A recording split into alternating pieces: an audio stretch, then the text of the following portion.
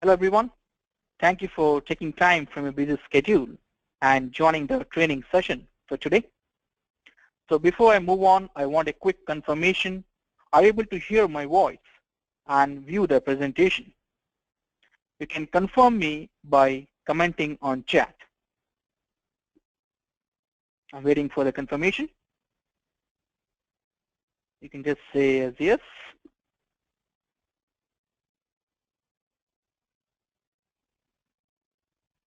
All right, fine. We got the confirmation. The first thing I want to touch up is on training schedules. So as you know, this was a 5 weeks training program where week 4 is today on remote control module of Desktop Central covered by me. And all these training programs will be recorded and published to our website.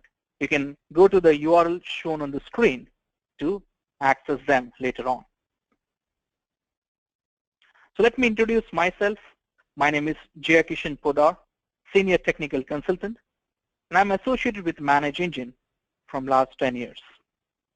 And I'm very excited today to talk on remote control and different set of modules offered by Desktop Central. So let's quickly have a look on the agenda. So overview, what is remote control? How does it really work in the back end? How remote control can help resolving the help desk ticket where you need to install Adobe Acrobat package as well as troubleshoot on Wi-Fi connection issue. Then troubleshooting on system slowness, how tools can leverage them, enforcing of IT policies on desktops, and notifying the users on the event like Microsoft Exchange server is down, and different scenarios and solutions which we came across based on our experience, followed by the questions. So any point of time, if you have any questions or doubts, feel free to put in the chat section. So we have an expert panel sitting next to me who will be happy to answer then and there. We'll also collect all the set of questions which are raised during my presentation towards the end of the session. All right. As of now, Desktop Central Remote Control supports any machines running on Windows or Mac OS platform machines. First, I'd like to have a quick walkthrough on Desktop Central architecture. So Desktop Central works on the server-client model, wherein to install the agents on all the machines which you wish to manage.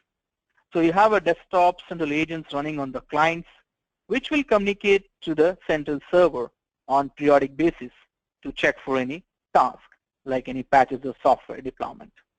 If you have any remote offices to manage, we recommend you to have a distribution server placed in every remote site so that it will communicate to the central server and replicate the copies of the softwares and the patches as well as the scripts to the local DS machine, and the agents residing on the remote office will access the files locally.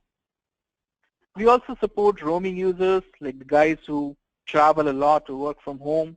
You can even manage them.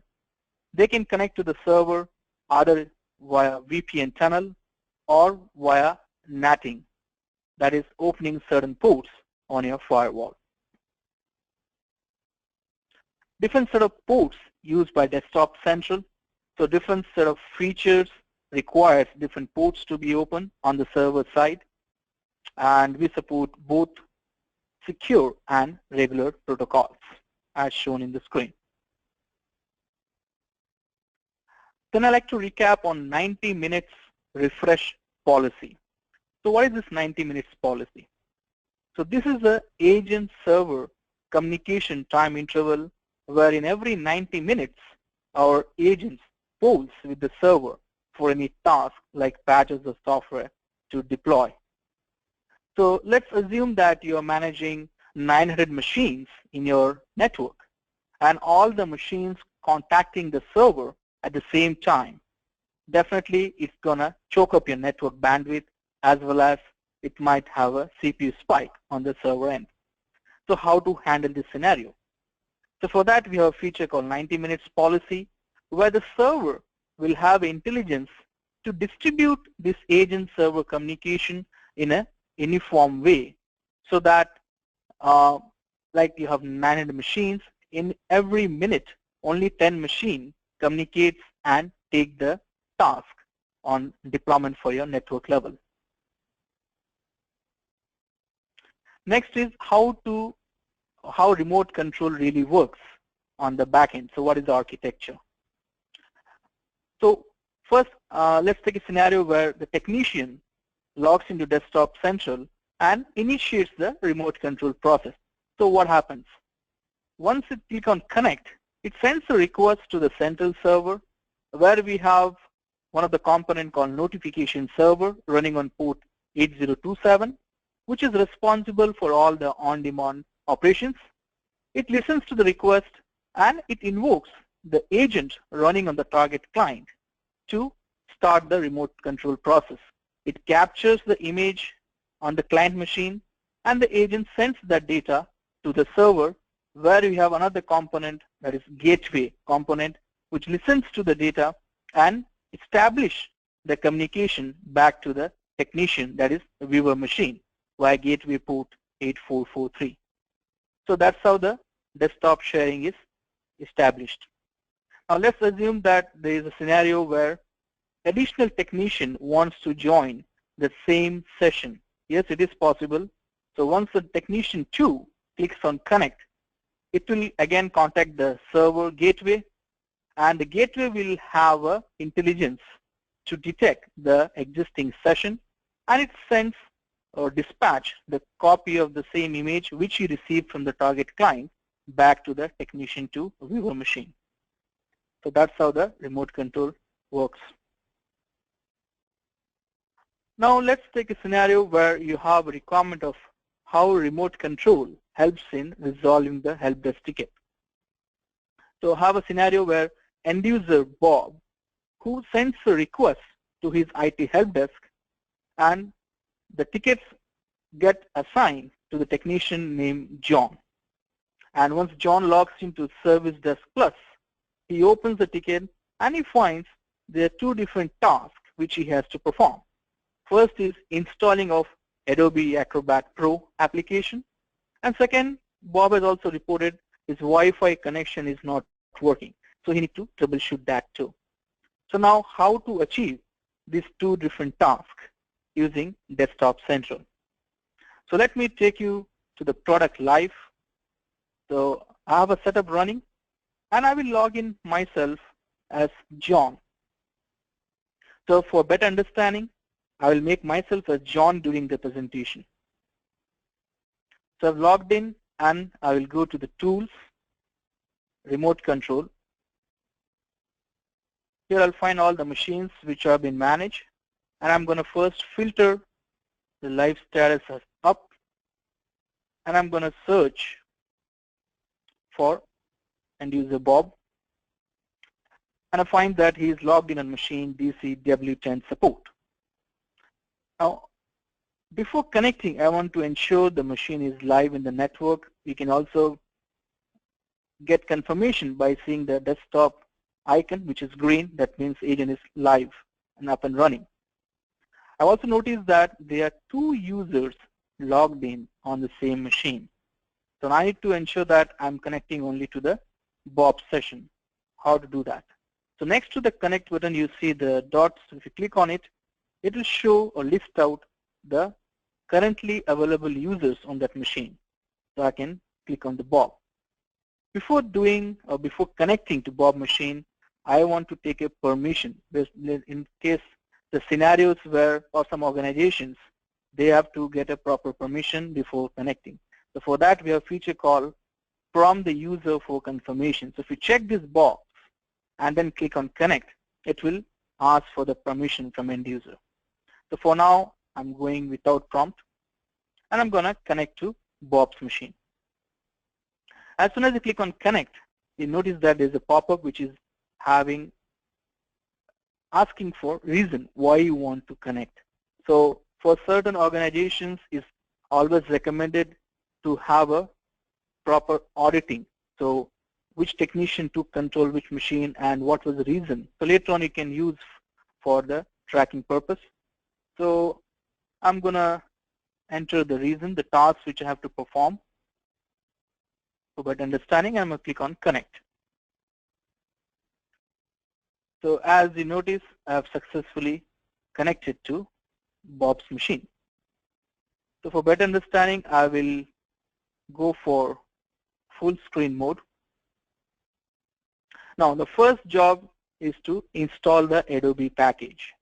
Now since this is a commercial application, I have placed that package to my local network share, which is known only to me and few of my IT colleagues only. And I don't want that to be shared to end user. So first I'm going to check whether I'm able to reach the network share. If in case we have dual monitors, you can also have a switch monitor option. You can go to the next screen and access. Now since I want to hide the network share location, I have a provision where I can black out the screen so Bob cannot see what I am doing. So how to do that? Under actions, the option to black out. But prior to that, I want to inform Bob that I'm going to black out his machine so that he doesn't panic, right? He will think what's going on. So I can use the chat functionality and I can inform, hey Bob, I'm going to black out your screen for a few minutes to perform my remote action.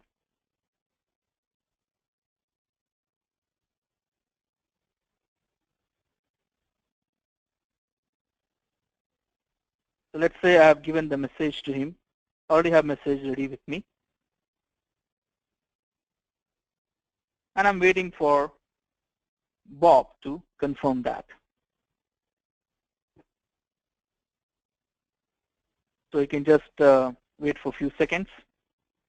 So let's assume that Bob has given me permission to move ahead and black out the screen. All right, we got the permission. Let's say thanks. And I can close the chat section.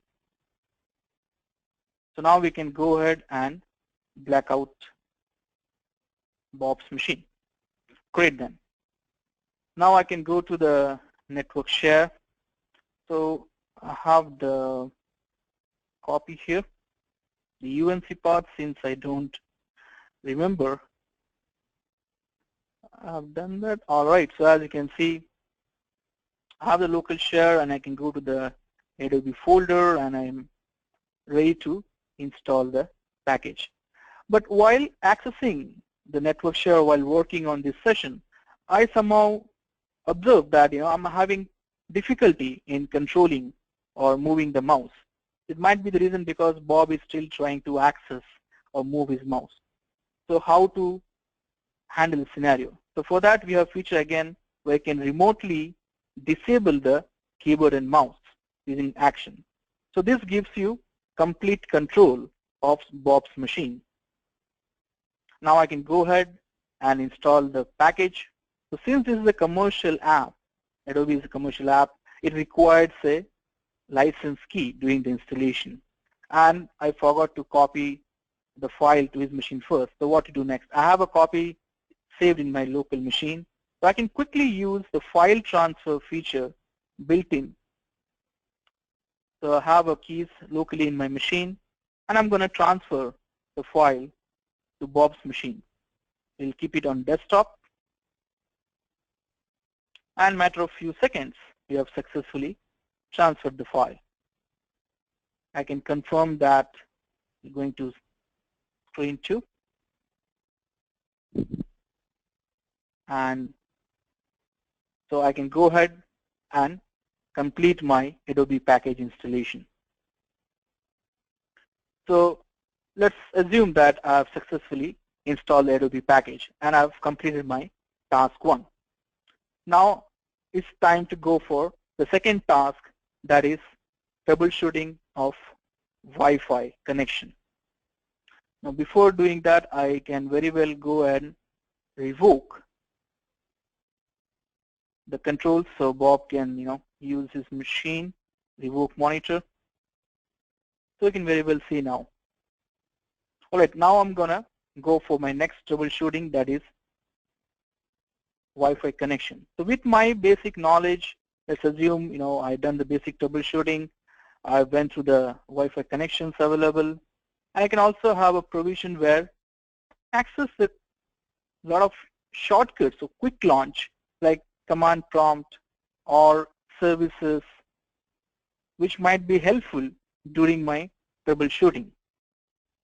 So I've spent some time with all my knowledge, and it's one of those days, where nothing is working. Whatever you're trying to fix the issue, it's not working out. So what to do next?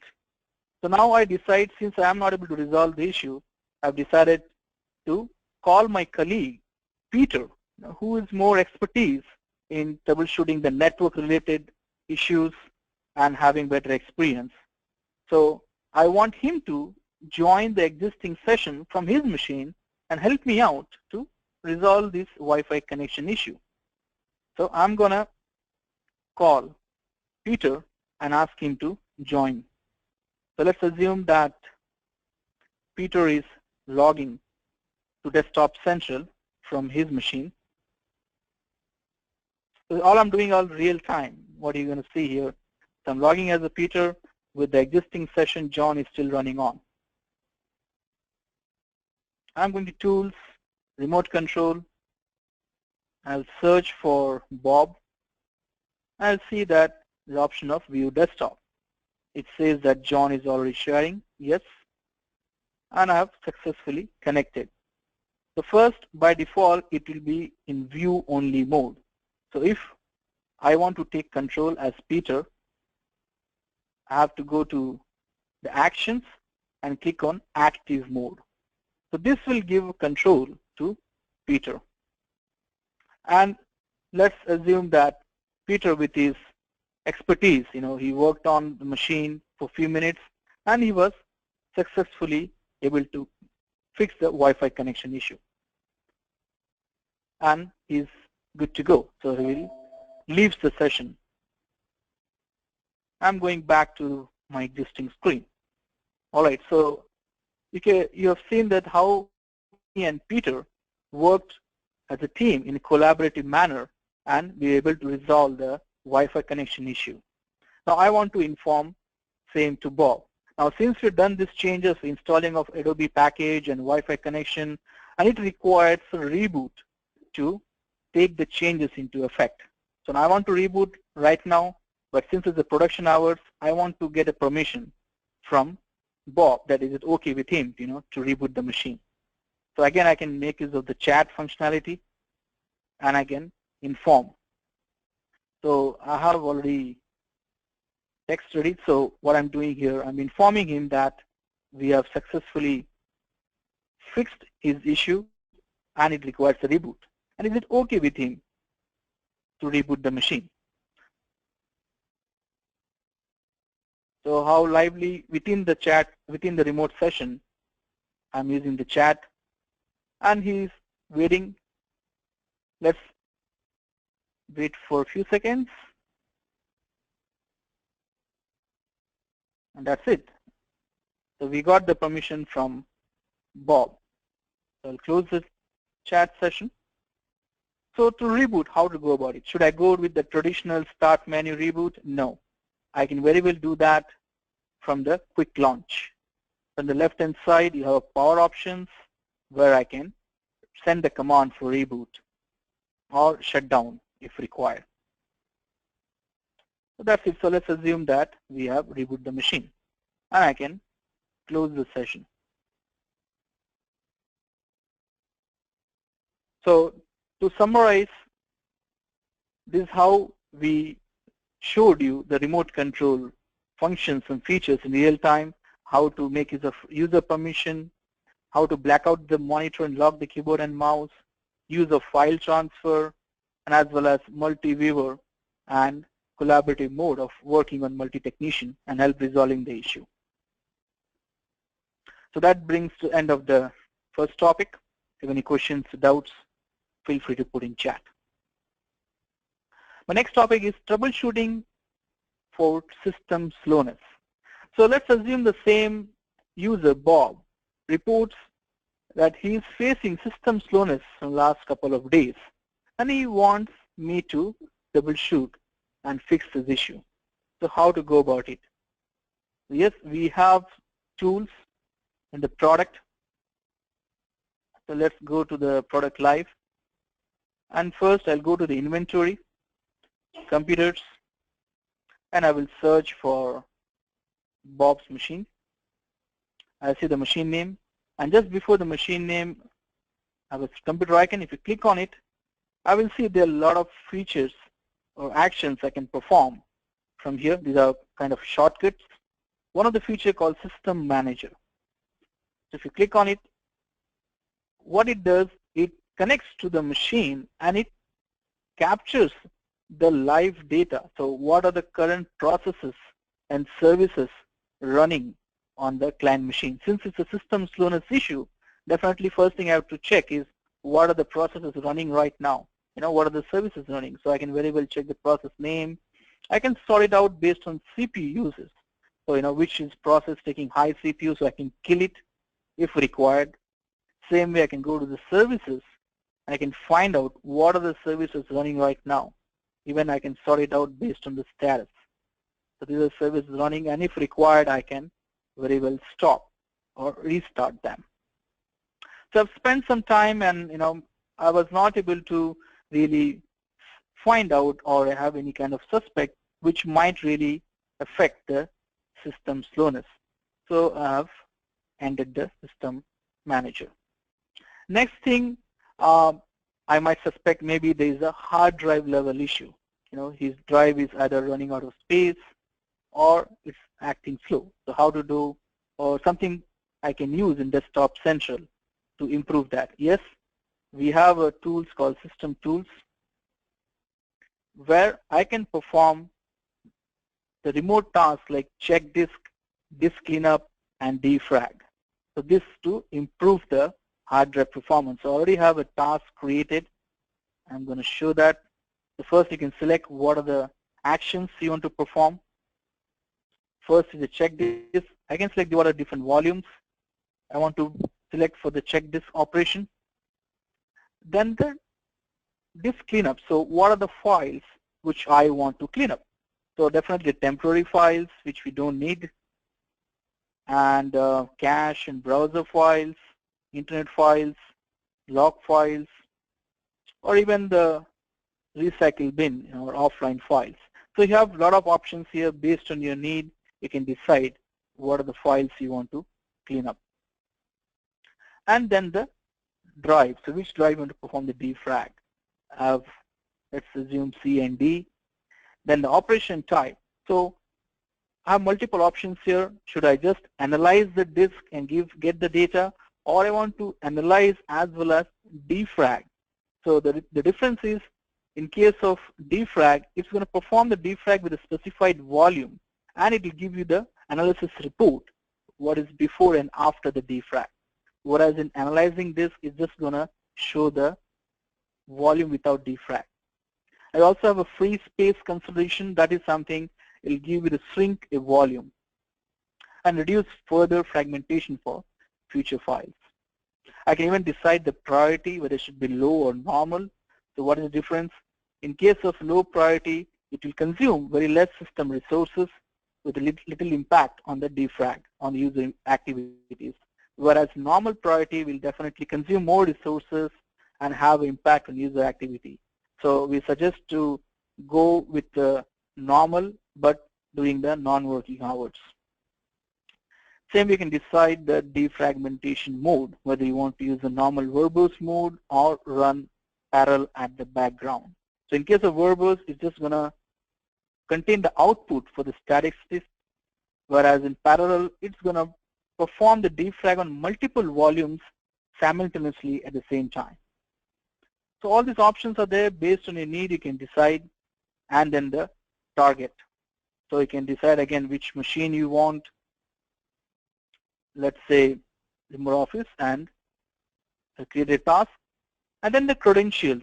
So since it's a system level task, I have to form the elevated credentials as administrator, give the password, and the frequency. So I can very well go for one. Since it's reported by one user alone, I will schedule it, let's say, for tonight. Okay, and I'll finish it. Since it requires more time, I'll move it, let's say, for 1 a.m. or 2 a.m. Oops, date I didn't change. Sorry.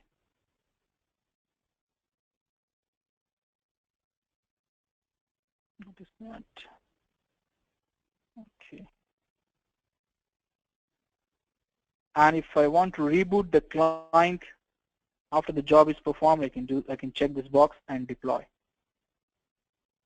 That's it. So next day, in come in, I can see the status, what happened with the task.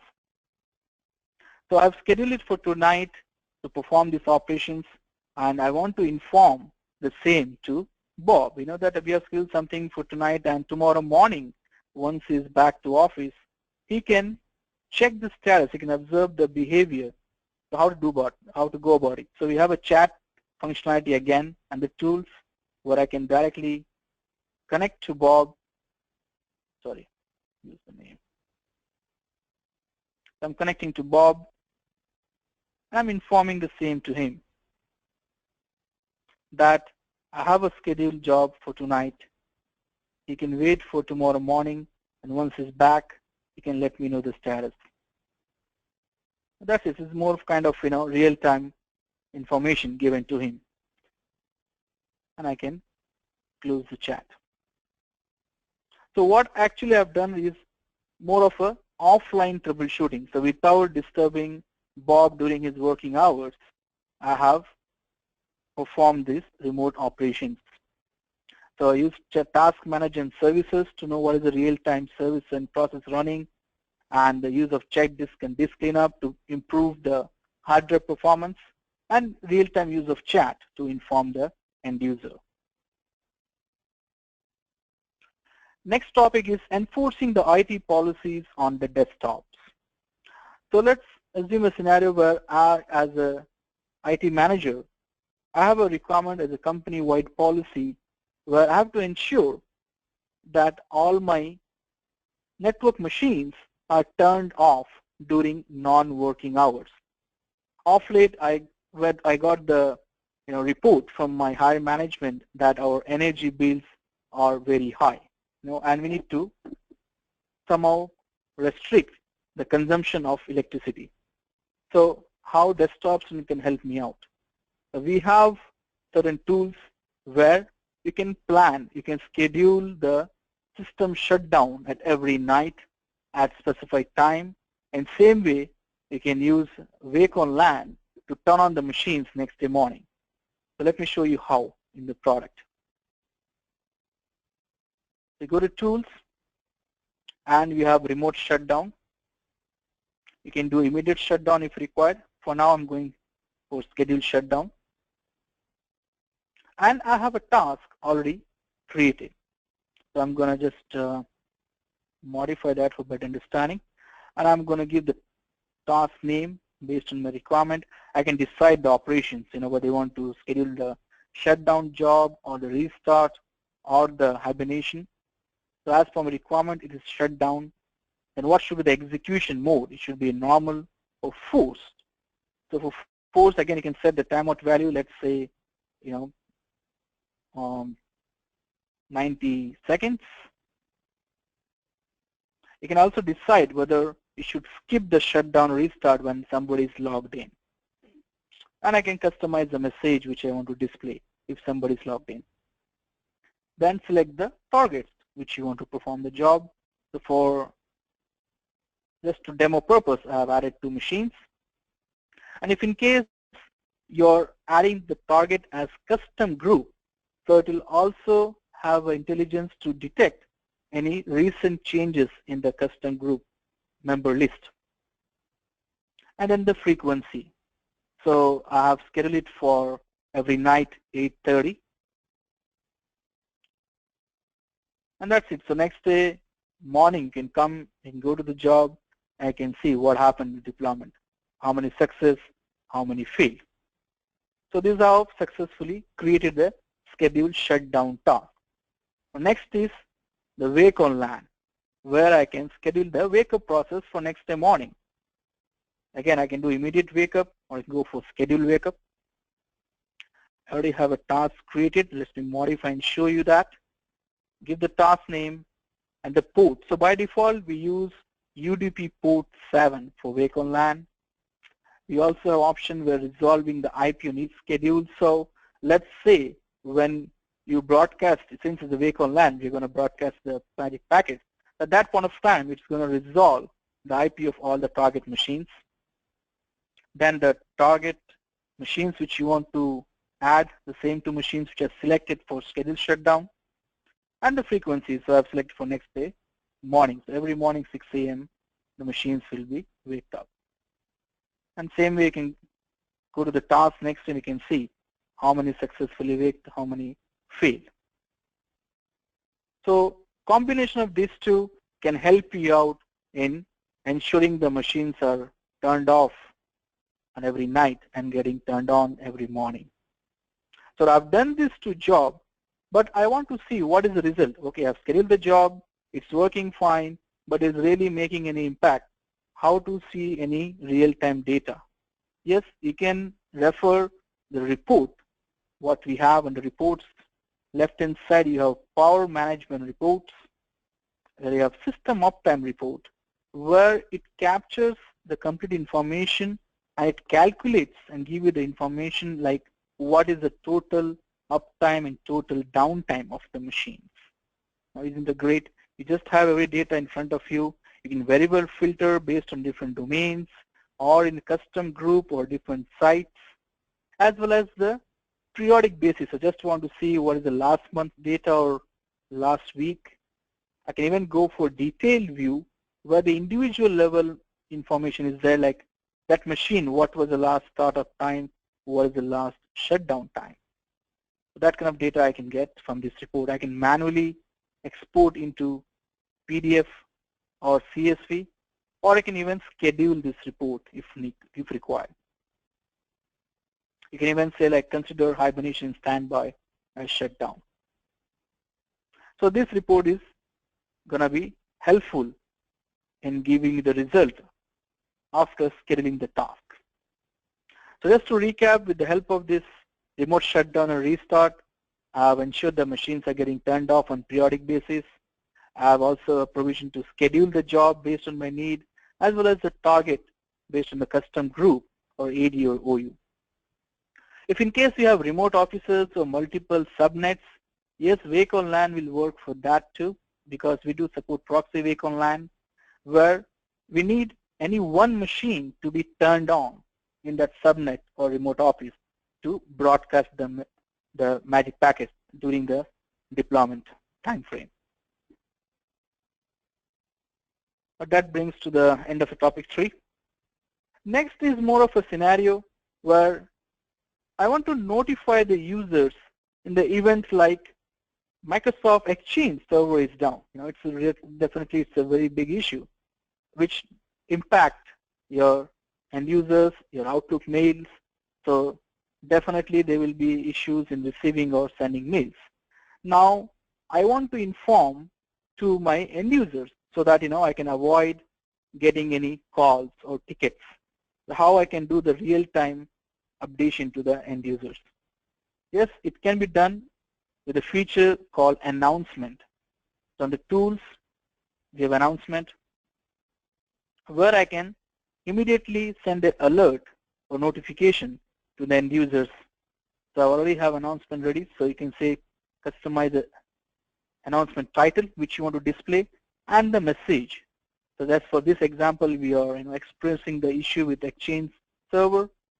and we're working on it with high priority. So I've just set the content you can customize based on your need, and then the start time and the end time. So how frequently you want to show this announcement to end users, as well as the frequency. So let's say you set for 2 days or 1 day, and every 5 minutes, every 10 minutes, you want to show them the pop-up, and then the target, whether to on domain level or to users. So that's it. So as soon as you deploy, immediately the end users will get a pop-up on the screen. So let me show you that. So this is a quick snapshot of the end user view. This is how the pop-up will look like. So this is just one of the examples I picked up with Exchange server. There can be other scenarios like, let's say you have any printer going down, or you have a business app server scheduled maintenance coming up for the next couple of days. So you can even inform that in advance. So that's how you can leverage the announcement feature. All right, that brings to the end of the different features and tools offered by remote control. So if you have any questions or doubts, feel free to put in the chat.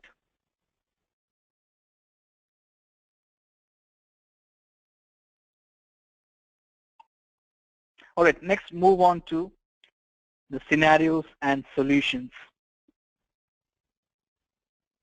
So scenario number 1, how do I measure the time spent by technicians who are handling the tickets related to desktop? Yes, you can do that, but for that you have to have desktop central server application as well as our Service Desk Plus, that is our help desk ticketing tool. So if you have both of them running in a network, you can do that. Let me show you how. So I'll log into the Service Desk. Let's log in as John again. So we have a work log concept. So you go to request, and let's see, this is a request the technician worked on. So on the task, if you go, you scroll down, you have something called work log details. So every remote session which he initiates from Service Desk with the desktop central agent, it will start tracking, and the work log will be added. So who is the owner of the ticket for the remote session, how much time he spent on the ticket, and a description. So how to get this work log? So for that, first thing you have to integrate Desktop Central and Service Desk. I go to the Desktop Central Admin tab and the Integrations Service Desk Plus. And doing the integration, I have to ensure that I've selected Add Work Log for Remote Connection. So once you enable that, after that, once you initiate any kind of remote control process, it will have a tracking, it will have a work log. And once you initiate, there will be something called request ID, which you have to mention as request ID 42. Let me show you. So let's assume I'm going to the tools, remote control. I'm going to pick up the same Bob user. This is something called request ID. So this is where I have to enter the ticket ID. And that's it. So whatever time you spent during the remote session will be logged with that request ID. And we have other features in Service Desk, like again the chat integration. You can quickly connect with Bob in the chat function. Then you can also have a remote control initiated within the ticket. So if you scroll down the assets, you have option to remotely connect using our desktop central agent. Then you also have a feature called announcement. So if you want to announce anything within Service Desk using desktop central, you can do that. In the home tab, at the bottom you have announcement. Click on add new. And same thing, I can set a message which I want to convey, the content, just for example. And the frequency, again, when you want to show the pop-up, and display this announcement using Desktop Central. So this will leverage the Desktop Central agent to show the pop-up to the end users. So those kind of features are there. You can also have remote access from assets. You can specifically go to a particular asset and you can use, let's assume this is the asset you're in, and you can do a remote control from here, agent. So this agent is nothing but the Desktop Central agent. So these are the features we have for service desk integration, along with the work log, through which you can get the time spent by technician. Next scenario is we like to monitor the activities of the students in our school without their knowledge. Is this possible? Yes, it is possible technically. So for that, we go back to Desktop Central Tools, and under Settings tab, scroll down, you have something called View Only Mode. So once you enable this option and then you click on Connect, the end user will not be aware that someone is monitoring his machine. We have other features like you can decide which viewer you want to use, ActiveX or HTML5. We recommend to use HTML5 because it's have advanced features, latest UI, and better performance.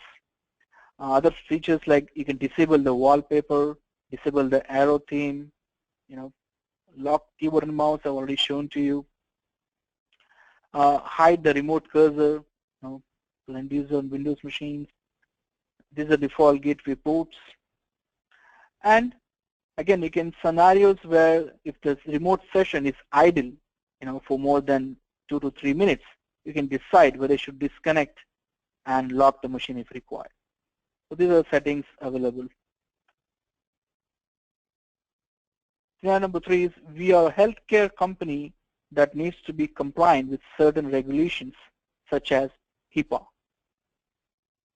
Yes, Desktop Central does have HIPAA compliant guideline under remote control. So we have user confirmation option, which is one of the guidelines. So as per the HIPAA compliant, protecting the user privacy is very important, right? So for that, whenever you do a remote connection, you have a provision to set the user confirmation. So until unless the end user grants the permission, the technician cannot control anyone's machine. So I can set the timeout value as well as the message, which I want to convey to get the permission. At the same time, I can also make this user prompt as permanent. So no matter whichever machines the technician or even administrator tries to connect, they need to get the permission. The prompt will be permanent. And once you enable this, you cannot revert on your own as far as permanent is concerned. You need to contact our support team to revert the changes.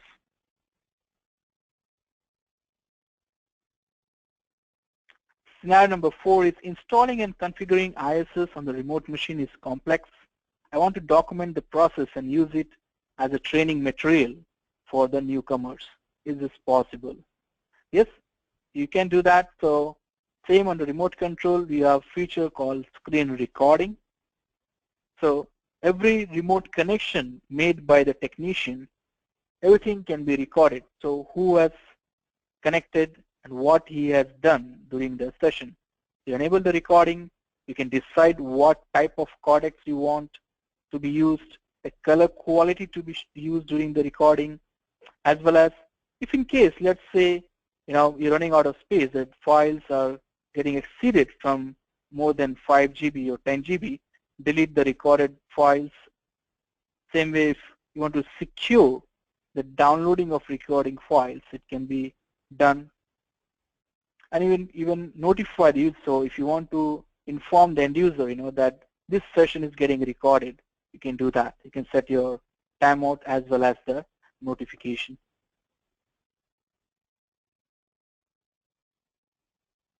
Scenario number 5, I find my remote sessions are slow when I am accessing a computer in a different country or roaming users. How do I fix this? I'm sure you might have few users who are working outside, this is a very common scenario. So the answer is yes, you can improve the performance by tweaking the performance settings. So go to the performance tab, select the roaming user remote office and change the compression to fast and color quality to maybe medium or low. And then try to connect and see the performance. Definitely it should improve. Next scenario is one of the employees suspects that an unauthorized remote access has been made in her machine and raised this to IT manager. Is the way to audit the remote connections to her machine. So this is one of the very serious matter if someone is having some kind of suspect. So as IT manager, I can very well get the data. I can go to the history where every remote connection made will be logged. So which technician took control of which machine, what was the start time, what was the end time.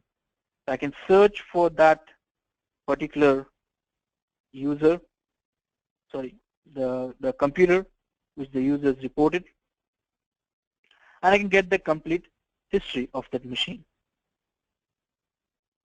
And if the recording is enabled, I can download the file from this link. I can even export the data via PDF or CSV or XLS if required. All right, that brings to the end of the scenarios and solutions. If any questions, doubts, feel free to put in the chat before we move on to the questions round.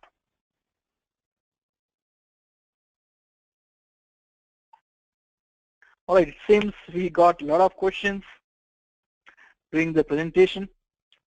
So we are trying to collect all of them and add it to my next slides. So let's start with question number 1. My remote control screen shows port 8443 conflict. How do I resolve it? Yes, since 8443 is a default gateway port, you can either check whether this is not being used by some other process, or I can even change that by going to Settings tab. Under Port Settings, I can try changing to some other port based on the need.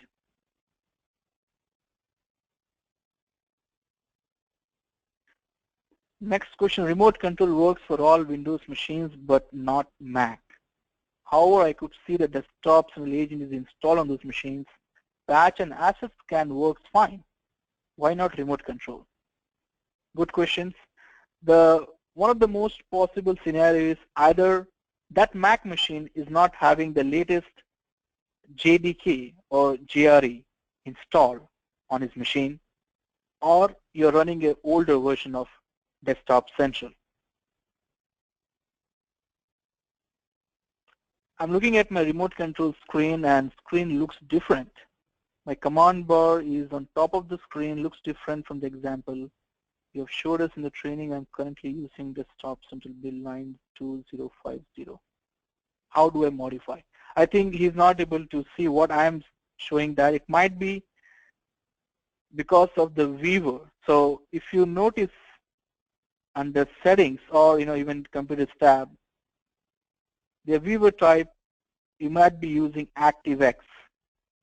That's the reason you don't see all the options. So we recommend you to switch to HTML5, which is much more advanced and have a better performance with much more features added to it.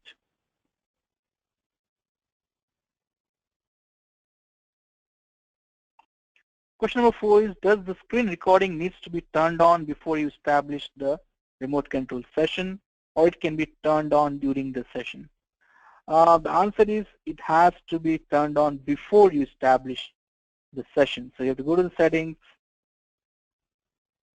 you have to go to the screen recording and you have to enable this before you connect. You cannot do during the session. Question number 5, to allow multiple techs to work on the same remote connection, Does that require additional license from ManageEngine?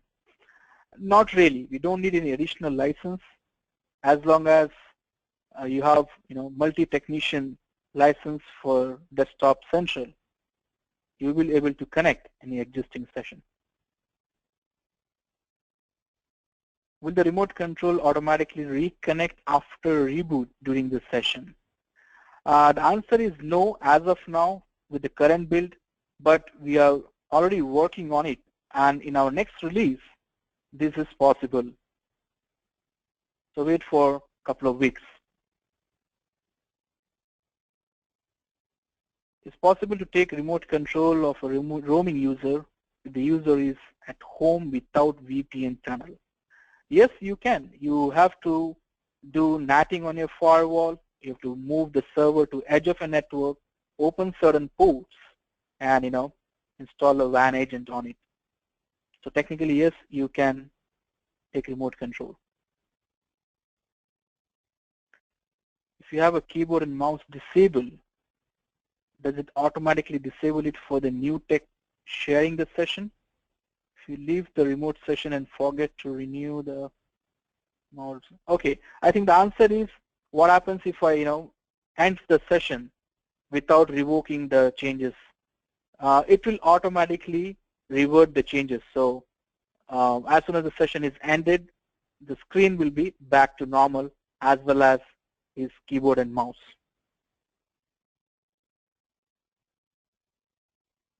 Question number 9, how do we enable SDP for remote control? Currently, ours just shows the reason box for connecting.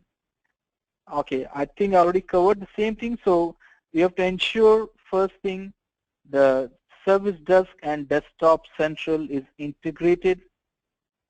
And doing the integration, you have to ensure you have add work log for remote connection enable. So once you initiate the remote control action, you will get the option to enter the request ID. Here it is.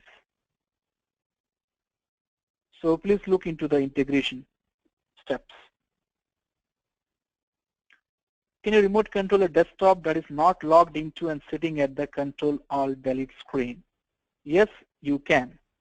So you can, since we are using a system level, our agent is running the back end, doesn't really matter whether the end user is logged in or not. You can still take remote in this state.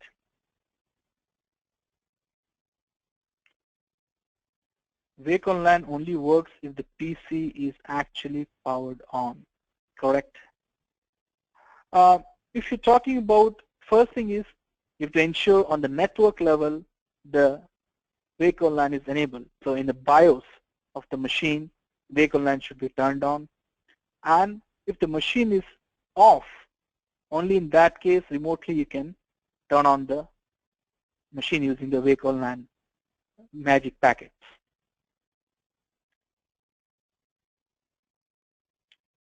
Next question, does Desktop Central Remote Control allow me to install software to the remote computer where the user does not have admin privilege?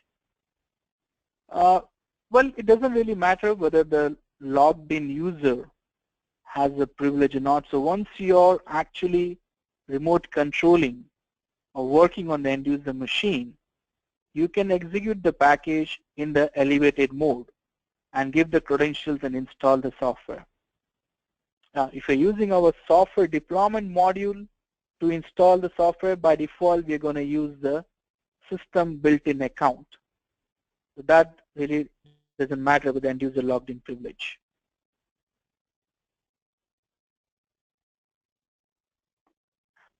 All right, it seems we have a lot more questions coming in. So what I'm going to do here, I'm going to call my colleague, Saran Raj, to take over the next set of questions. He will be presenting the next questions and take over my presentation. Let me quickly bring in Raj in my presentation. So I'm going to show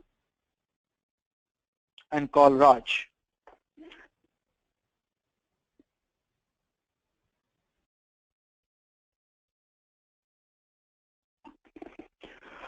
Hi everyone, my name is Saranraj and I work as a technical consultant with ManageEngine for the last 4 years. I'm here to discuss on the questions which were raised during this presentation.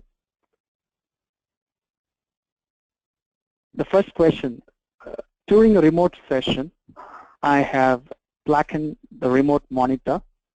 Is there an indicator showing if the user's screen is blacked out? Yes, we do have an option. Once the remote session is initiated, we will see the blackened monitor option is changed to revoked. Let me show you the same in the console.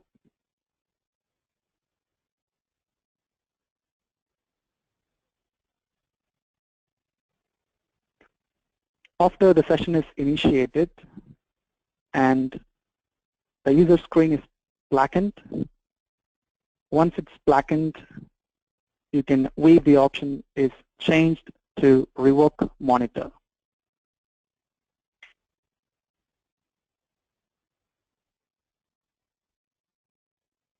Moving to the next question, can we remove reason box when establishing connection to a remote PC? Yes, you can disable the checkbox under the settings, log reason for remote connection. If you disable this, there is no need for the technicians to log the reason before initiating the remote session. Well, the third question, when launching remote control, I get a Java error saying certificate has been revoked from java.security.cert. This has been a recent issue because of the certificate has been revoked by our team. However, you can use HTML5 viewer, which has been recently introduced with a remote control feature. This is the issue only with Java viewer, which is deprecated right now.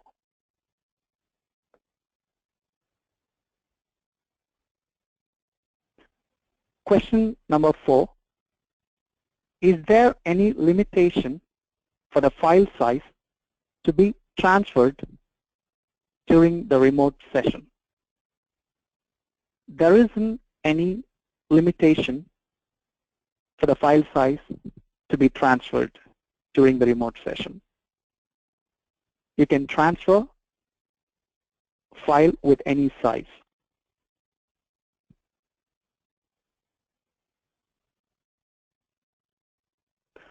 Question number 5. Is there a way to log off users instead of shut down or restart schedule? Currently, we have options to schedule shutdown tasks or restart tasks. Logging off users via scheduled task is not available. However, we will share this as a feedback to our development folks, and our development folks will check on the feasibility. Based on that, the same will be added to our product roadmap. Thanks for raising this question.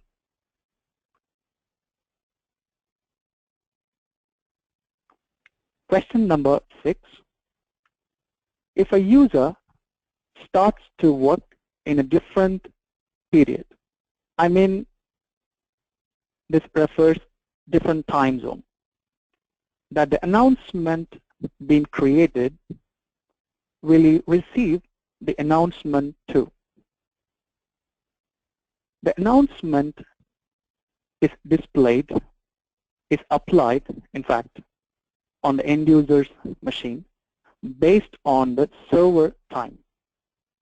If the server and end user machine is in different time zone, the end user will not be able to see it.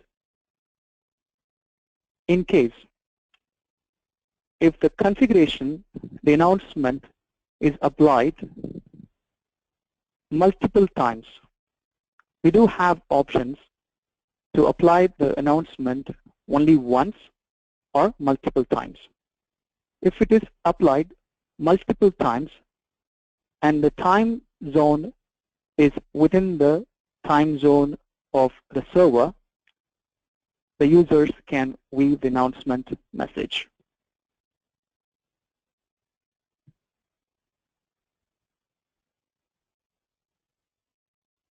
Under the announcement, when you create announcement, you have option how frequently you want the announcement to be shown, only once or multiple times. If you enabled multiple times option and the end user machine is in a different time zone, however, the server schedule time is same, when he is in a different time zone, when the machine is live, till the moment you scheduled it to be running on the client machine, the users will be getting the announcement box with the message that you want to convey.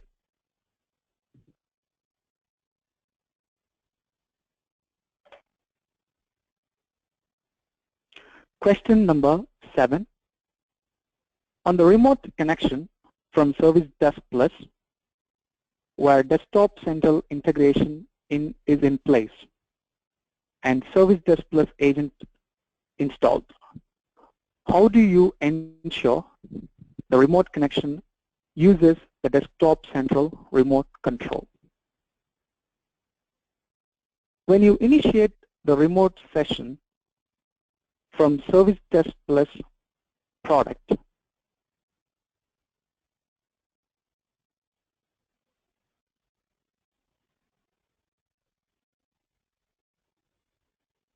when you click on the agent, by default, it is going to use Desktop Central's agent when both the products are integrated. It is a default option.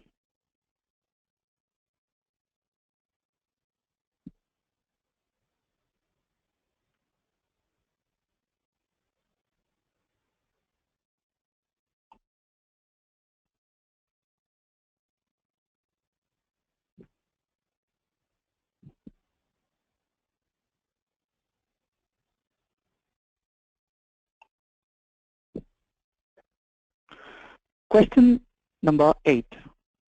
Where can I find the recorded videos of remote control? I mean the location. If you go under Tools, Remote Control, you have History tab where you can download all the recorded videos.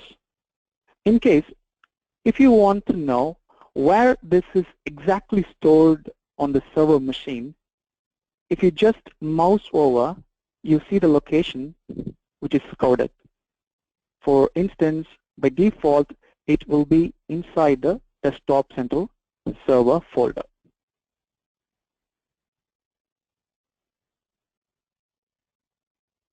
Question number 9. Can the performance settings be changed based on the office of the technician? As of now, the performance can be configured based on the remote offices which you created.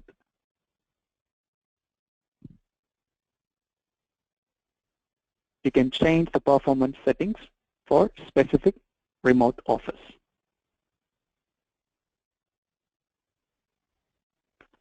Question number 10.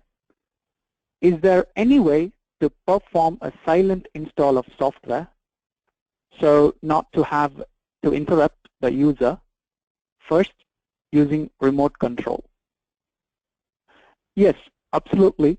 You can install software applications silently to all the client machines using software deployment module. However, here, why we discussed the software deployment to be done by remoting into the client machine. There are specific reasons. For instance, some settings to be configured, secure settings. For instance, license information to be entered or some configuration to be applied during the software package installation. In those scenarios, you might want to connect to the remote machine and do the installation individually. That's why we discussed the software deployment with remote control tool.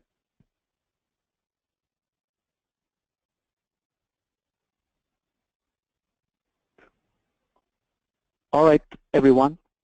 These are the questions which we discussed. Hope all the questions were answered. Few other questions will be answered offline. And our next training schedule is on August 3rd, 11:30 Eastern Standard Time. Thank you everyone for joining this presentation. I would appreciate if everyone could spare some time to share your feedback via survey for this session. Hope to see everyone in our next session. Thanks everyone once again.